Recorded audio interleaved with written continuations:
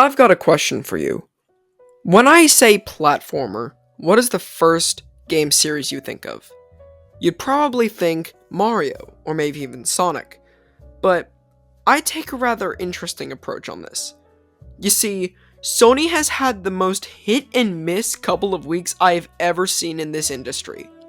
First was Concord, which died on arrival. Then came the second coming of Jesus H. Christ. Then Sony ruined their whole reputation with the PS5 Pro selling more than my left kidney. And yeah, I think you know which game I'm talking about. This game that I'm going to talk about right here is my favorite game ever made. You can call me basic, you can call me anything you want. But in my opinion, my favorite game ever made is ASTRO BOT. This game is everything. This game has made so many Nintendo fanboys go to Sony's side over Nintendo right now. But holy moly, the way that this game launched after the biggest flop in the video game industry, or probably even media as a whole, after all of Concord, just to go to ASTRO BOT, it makes everything so much more worth everything that Sony's done this few weeks. And that's even including the PlayStation 5 Pro. So, you may ask, why do I like this game so much? Well, there's really a lot of reasons why. First of all, how simple it is to pick up and play. The controls are really simple. If you've ever picked up Mario before, you know the controls to Mario. It's probably one of the most simplest games out there. But what if we take that into consideration with a more combat approach style? And what if we make it a bit more combat centric? And we make it so everything is given a bit of Sony taste to it. That's why I love it so much.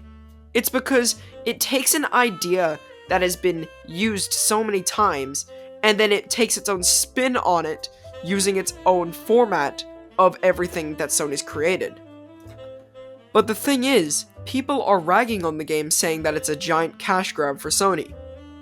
Well, no duh, of course it is. As you see, there are things in this game called PlayStation icons, or PlayStation stars. I don't really know what they're called. But basically what they are, is they're little bots dressed up in Sony characters. And I think that is so cool. Because since we're in the modern era of gaming, and other people, or older people are playing this game, people of kids and adults can both look at this and go, hey, I know that character.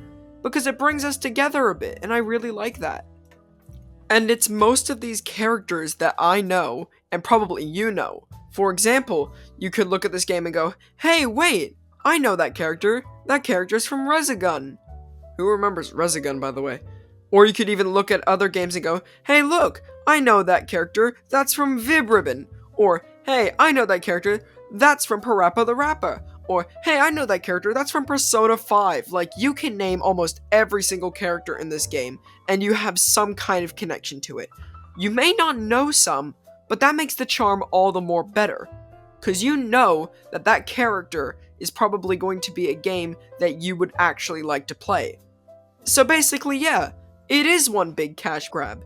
And that's what's so nice about it, because it teaches you more about Sony's IPs that they own, and what they've made in the past. But that's not the main reason why I like this game. No, not at all. Not by a long shot. The reason why I like this game so much is the game's ability to change the tone and difficulty to suit the player. In this game, there are two sorts of levels that I like to categorize these games in. Number 1 is the normal levels, and number 2 is the challenge levels. The normal levels are basically your main way of completing the game, by giving you regular bots, special bots, also puzzle pieces, and dimensional rifts, which we'll get back to. And the challenge levels take a more serious approach on this, which, implied by the name challenge, are very difficult. Now, would I recommend this to not a core player? Absolutely. In fact, I would even suggest this as your first PlayStation 5 game. If you're willing to pick up a PlayStation 5 and get a $100 game with it, go with ASTRO BOT. It is the best experience, and it teaches you so much about other Sony properties that you'll be able to go back and realize, wait, there are other games here that look really good. Where's this bot from? Or where's this bot from? And you can immediately realize that you can play all of these games and most of these games are relatively where PlayStation Plus shines. For example, most of the remasters have been on PlayStation Plus, so you can easily play them there. Which is, once again, ties back into the whole thing about this being a cash grab. But shut up, I'm still speaking. I thought I unfairly skipped over the Dimensional Rift parts. They're really called, like, rifts or something, but I'm just gonna call them that. So basically, there are these secret levels that basically lead you to this place called the Lost Galaxy, where there's around 9 levels in total. I'm not sure, I'll need to look that up eventually. But basically, they all have special bots as well. But most importantly, once you beat all the other levels, you get a secret level called Last Surprise.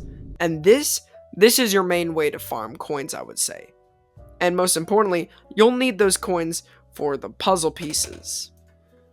Now, the puzzle pieces give you new content to use in your actual playground area. There's mostly regular levels, but there's also the area where you just normally hang out with all of your other bots with. And these puzzle pieces are so important that these things are really, really useful if you want to personalize your game. There's a garage for all of your speed duelers, which is the ship that you fly around on, which, yes, is a PlayStation 5 controller. There's also a skin changer.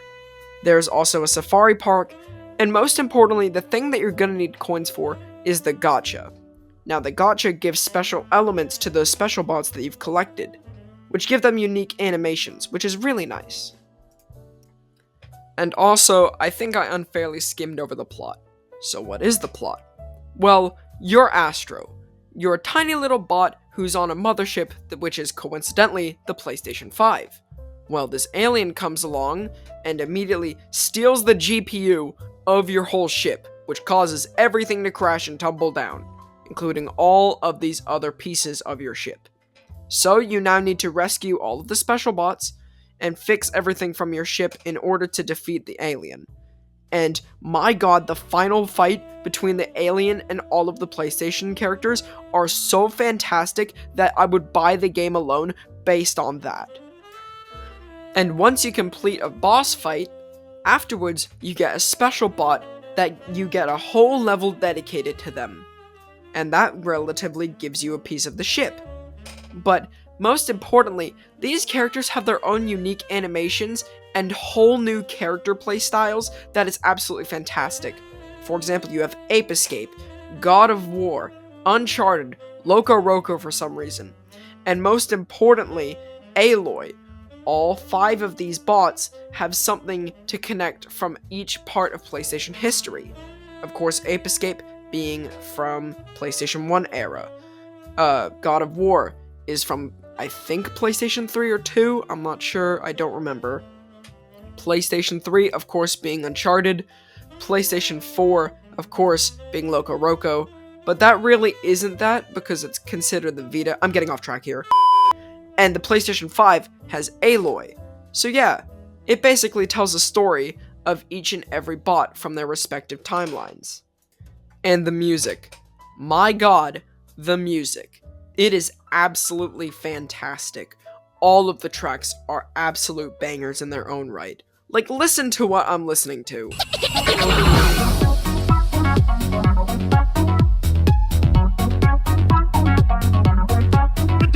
It's just absolutely fantastic music. I highly recommend listening to it. So leading back to the big question, should I buy this game? Absolutely, 100%. It should be your first game that you pick up at the PlayStation 5 because it's a great experience. It is also a fantastic platformer, so if you are into Nintendo and platformers, this will be a perfect pick for you. And most importantly, it's probably just a bunch of fun. It's all around lighthearted, cute, and charming fun. For me, this game is a 10 out of 10. But honestly, I would like to hear your opinions. What do you guys think about this game? Honestly, I love Astro Bot. Every single thing about it is perfect to me. There are some ugly features, but that will probably ruin it. And this is my video, so shut up, I'm not going to be talking about them. But anyway, I hope all of you enjoyed this video. As this being my second video, I hope that you enjoyed. Once again, subscribe, like, Also, subscribe to my main channel, XstreamXander, and I'll see you guys all in the next one. Have a good night. And the game of the year is ASTRO BOT! Yeah!